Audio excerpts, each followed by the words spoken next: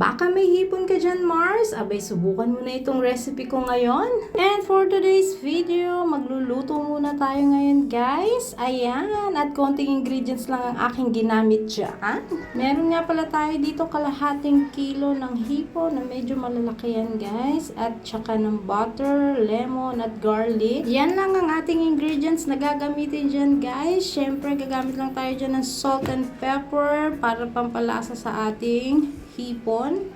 Ayan, sunod ay magpainit lang tayo ng ating kawali. Gumamit lang ako dyan ng halos kalahati ng butter. Ayan, syempre, dahil lemon buttered shrimp yung lulutuin natin, mas masarap talaga yan ng maraming butter.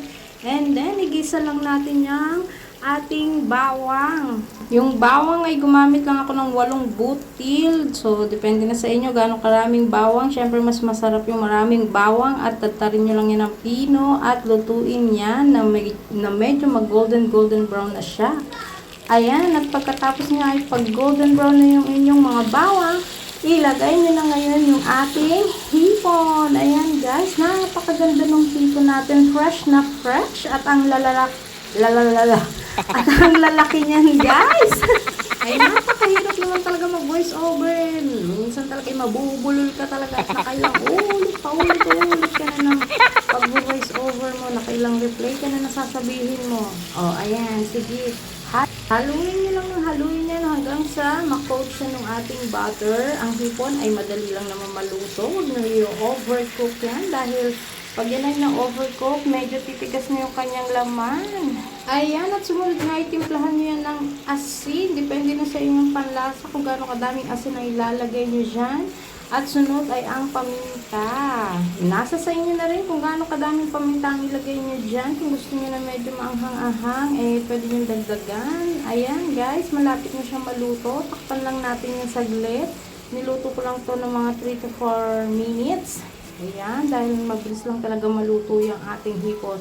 O, ayan, at medyo luto-luto na yung ating butter.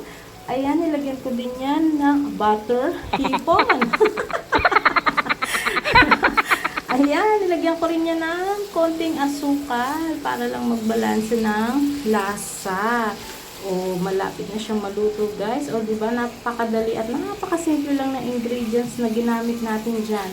Ilang pirasong ingredients lang yan? 3. O, wala. Meron ka ng masarap na lemon buttered shrimp. O, konting halo-halo na lang. Konting mekos-mekos na lang yan, guys. At maluluto na yan.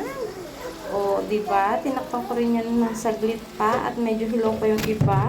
O, make sure naman na luto na lang lahat at nagbago na yung kulay nila. Naging orange na silang lahat. At kapag luto na nga yan, guys, tsaka nyo naman ilalagay ang lemon. Kalahating lemon lang ang ginamit ko dyan. Ayan, at pagkatapos nyo ang pigaan yan, guys, patayin nyo na ang inyong mga apoy at baka ma-overcook ang ating mga hipon. O, diba?